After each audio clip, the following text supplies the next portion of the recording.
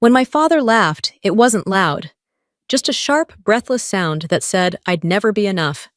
I stood there, every metal on my uniform catching the courtroom lights, and felt that familiar sting of being less than. My name is Brooke Chavez. And in that moment, as my mother sighed beside him, that same weary sigh she's used my whole life, I finally understood I could serve, win, and bleed for something bigger than all of us, and they'd still see me as the disappointment who tried too hard. They had no idea what was coming next. They had no idea who they were about to watch rise. So I said nothing, because sometimes silence cuts deeper than any verdict. The moment I pushed open those heavy wooden doors, silence fell like a command. The air inside the courtroom was cold and still, the kind that hums before something breaks. The light from above caught the metal on my shoulder, a sharp flicker slicing through the quiet as every head turned toward me. For a heartbeat, no one moved. Then came that sound, a dry, rasping laugh. My father's. Low enough to sound private, cruel enough to echo. I didn't need to see his face to know the look that went with it. My mother's sigh followed, practiced and weary, the same one that always came whenever I dared to stand taller than she thought I should. She lowered her eyes, pretending not to know me, pretending not to hear. I kept walking, the click of my heels steady against the marble floor.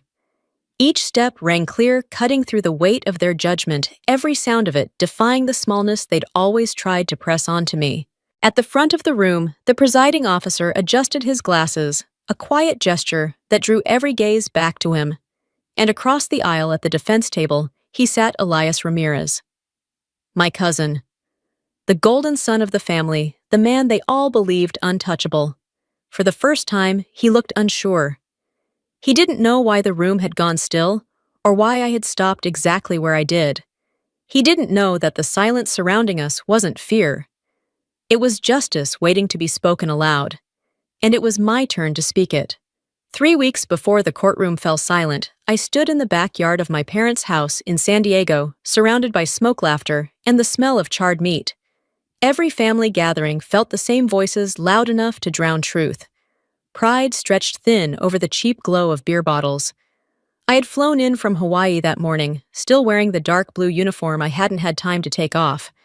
My father's voice cut through the noise, booming like a sermon. He stood at the grill, spatula in hand, talking about the family's favorite son, my nephew Elias. That's what I call a man. Built his own company, landed a Navy contract worth millions. Someone shouted over the music, asking what I'd been up to. My father didn't miss a beat. She's in the Navy, too. Some legal desk thing. Safe job. Good benefits. She's practical. Laughter rippled through the crowd, the easy, careless kind that stings more than it sounds. I smiled small and practiced pretending it didn't bother me. Elias lifted his glass, the sun catching his silver watch as he grinned. To family success, he declared. His voice filled the yard like a toast from a king. Everyone cheered. I looked at him, the golden boy in a gray suit. The man everyone swore carried our family's future, and felt nothing but the chill of distance. They didn't know the world I came from had no toasts, no applause. It was cold, windowless, lit only by the pale hum of classified monitors, and the hum of secrets no one would ever understand. My phone vibrated against my palm. I glanced down. A security code flashed across the screen, Project Sable current flagged. Contractor Ramirez Innovations LLC. For a second, everything froze. The sound, the laughter, the smell of meat and smoke. My throat went dry. Ramirez Innovations, Elias's company. I slid the phone into my pocket and lifted my glass like nothing had happened. My hand trembled. The smoke around me thickened, burning my throat. Suddenly, the smell wasn't celebration anymore. It was ash. Back at Pearl Harbor, the breeze outside carried salt and heat, but inside the secured skiff, the air was sterile and still. No sunlight reached the room, only the steady hum of servers behind locked steel. I logged in and opened the case file marked Project Sable Current. The data filled the screen lines of code timestamps coordinates, each one a pulse of betrayal. The Navy's sonar software, rerouted through a civilian server, then sent to a company registered overseas. I scrolled down, and a name appeared like a blade drawn across the page. Elias Ramirez, CEO, Ramirez Innovations. The cursor blinked beside it, steady and cruel. I enlarged the access logs. The source IP wasn't random. It was from San Diego. The exact address. Of my parents' house. Elias hadn't just stolen classified tech. He'd used my grandfather's old engineer credentials, an account that should have been closed years ago, to breach Navy systems. The same grandfather, whose photograph still sat on my parents' mantel, smiling in uniform, the man my father called our family's pride. Now that house, my childhood home, was the origin point of a national security breach. My pulse drummed in my ears. I sent the report to Defense Command, my hands shaking not from fear but from certainty. When this reached the higher offices, there'd be no hiding it. The name Ramirez would burn in the same headline as Chavez. I leaned back, staring at the wall, hearing my father's old words echo in my head. Family protects family. That's how we survive. He was wrong. Survival built on silence isn't strength. It's rot. And I wasn't about to be part of it. The call came just as I was leaving a briefing. I saw my father's name on the screen, and before I even answered, I knew what was coming. The tone, the sharpness, the way his voice always carried more accusation than concern. His breathing was heavy, almost impatient when I picked up. "Brooke, listen. Elias is in trouble. The Navy's investigating him for something ridiculous. You work there. Fix it." I pressed the phone tighter to my ear, steadying my voice. "It's not ridiculous, Dad. Don't start that tone with me. He's family. Family protects family." The words sliced straight through me. They always did. I'd grown up hearing them over and over when he defended my uncle after a failed business, when he excused Elias's arrogance, and especially when he dismissed anything I'd achieved as safe. When I earned my first commendation, he barely looked up. When Elias bought a new car, he toasted him like a king. He kept talking. "You'll do what's right. I know you will. I already am," I said quietly and ended the call. That night, a message appeared on my phone from Elias. "I know you're in the loop. Family should protect family." The phrase repeated in my mind like static. I sat on the edge of my bunk, staring at my uniform hanging on the rack. The dim light caught the silver on my shoulder, the only thing in my life that had never betrayed me. The next morning, I was summoned to headquarters. Colonel Spencer was waiting. His face unreadable, a man trained never to show reaction. He held my file in one hand. "Lieutenant Commander Chavez, your name appears in the original investigation. Are you aware the suspect is your relative?" "Yes, sir. Then you know what that means." "Yes, sir. I'll recuse myself." The words left my mouth before the fear had time to form. I walked out each step heavier than the last. In the corridor, my colleague Dana Brooks caught up to me. "They'll think you're hiding something," she said softly. "Let them. I'd rather lose my seat than lose my integrity." The phrase felt like steel in my mouth. It was the truth, and I knew it would cost me everything. 3 days after stepping away from the case, I couldn't rest. Sleep came in fragments, my mind looping through every line of code I'd reviewed. Finally, I returned to the secure room, not as part of the prosecution, but as someone who needed answers. I logged into the system, following the data trail again. One log stood out, a hidden access node buried beneath the official servers. The source address wasn't random. It belonged to my parents' home in San Diego. My throat tightened. I traced the signal further. Elias had installed a relay device into their router, using my grandfather's old engineering credentials to bypass security firewalls. The same credentials that should have been terminated after his death. I stared at the screen. Every line of code blurred with memory, my grandfather's hands showing me how to tie a sailor's knot, his voice calling honor, the only inheritance worth keeping. And now that inheritance was a weapon in a crime against the country he'd served. I filed a supplemental report to the JAG office. That afternoon, my phone rang again. It was my mother. "Brooke, they came to the house. They searched everything. Your father is furious. They had to Mom."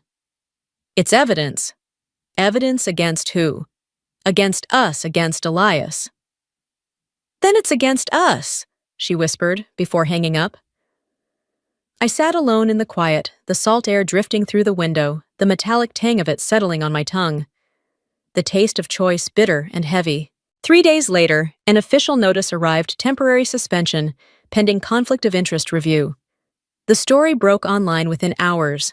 My photo and uniform appeared beside the headline, Navy officer linked to family scandal. Elias's lawyers moved fast, filing a motion to dismiss the entire investigation.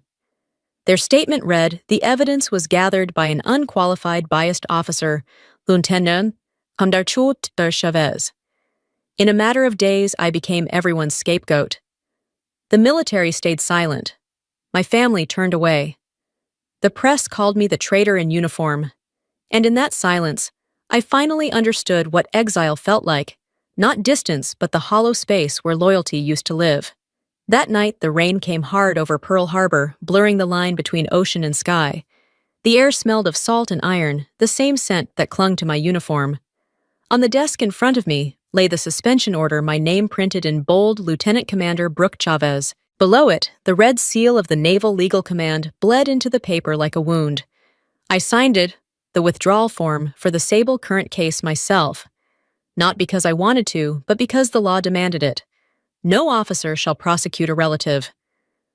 Principle was the only shield I had left, though it felt like paper in a storm.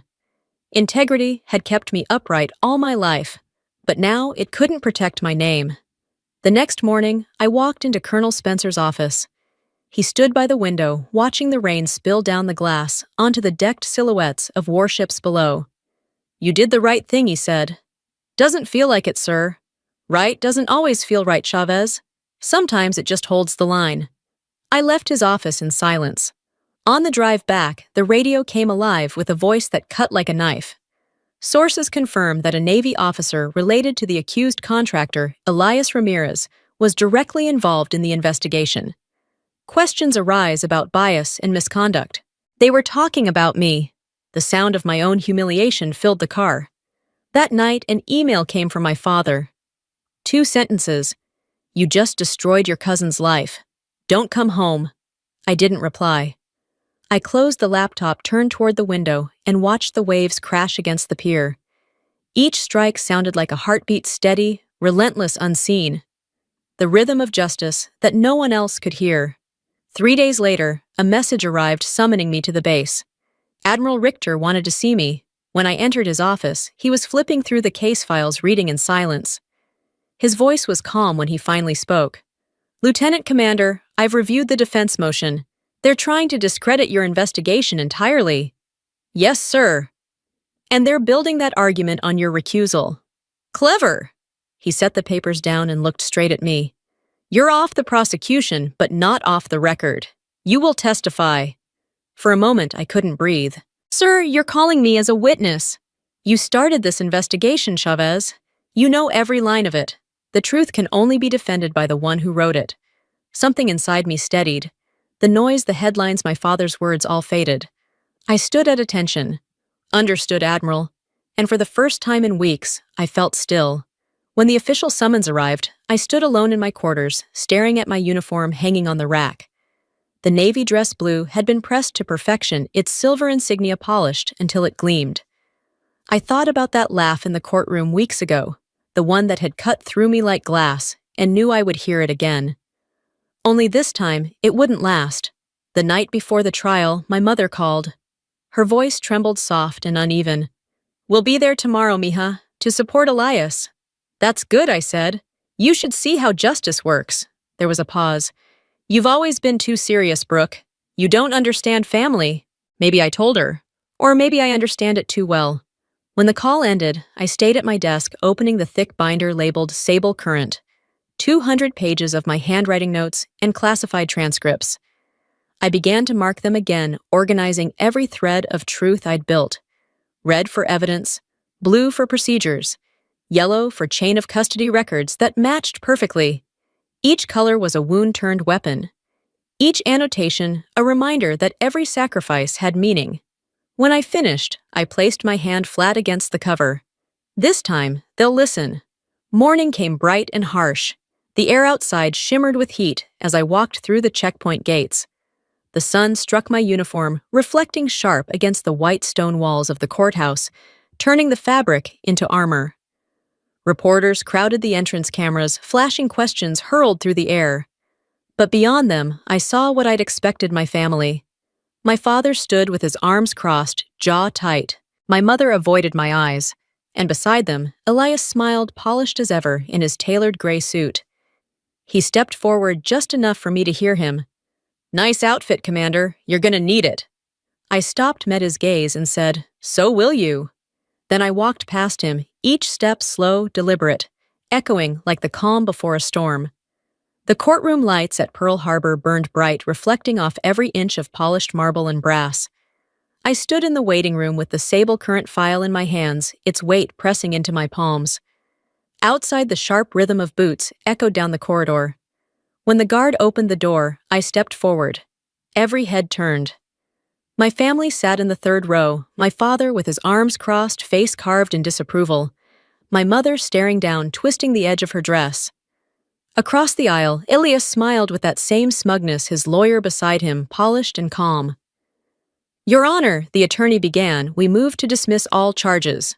The evidence was gathered by a biased officer, Lieutenant Commander Chavez, who holds a personal vendetta against my client. Behind me came a quiet laugh, my father's. My mother sighed. I didn't turn. Admiral Richter adjusted his glasses, flipping through my report until he stopped.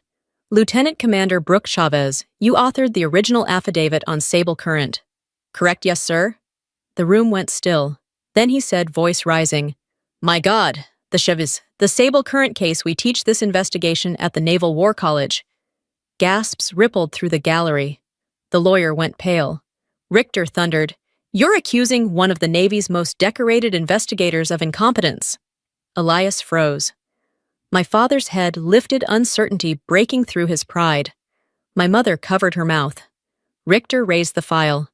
"This report isn't scandal, it's doctrine." Light hit my uniform, turning blue into silver. My father began to stand half in salute before shame pulled him down. Elias whispered, trembling, "Brooke, please." "We're family. Family doesn't sell secrets," I said. And silence answered for me. When I was called to the witness stand, the courtroom fell silent.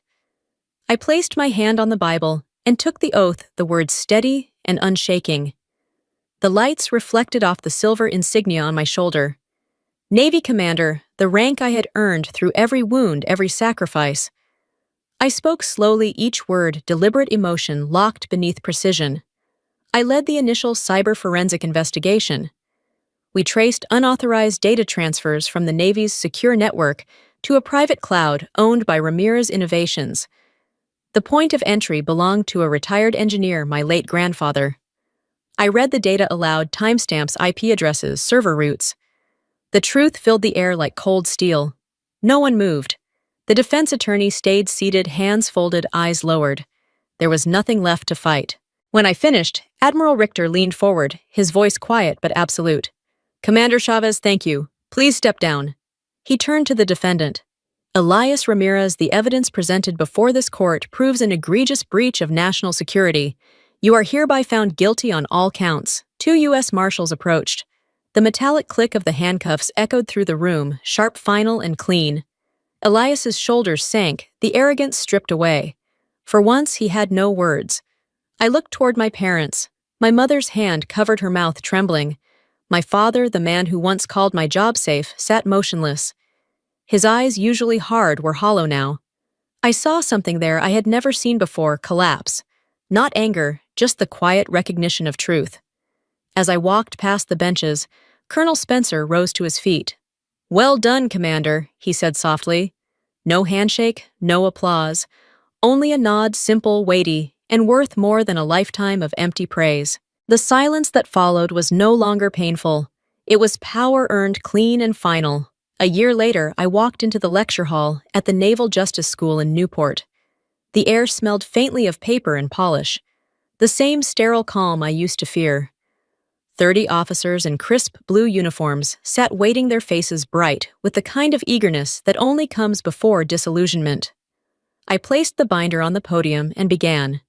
Today, we'll examine the legal framework of Operation Sable Current. As I spoke, I saw curiosity flicker across their faces. They had studied the case.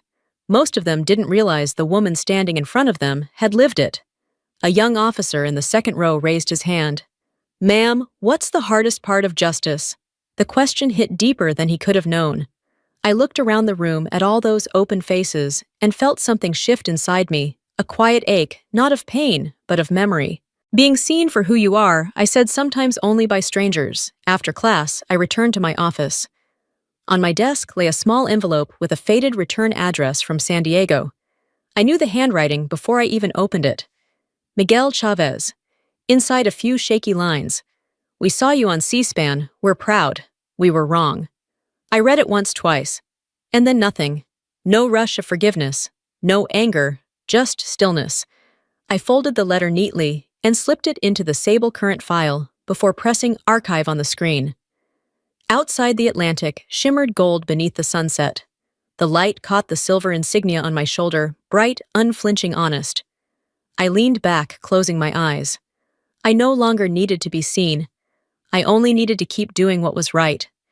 And that finally was enough.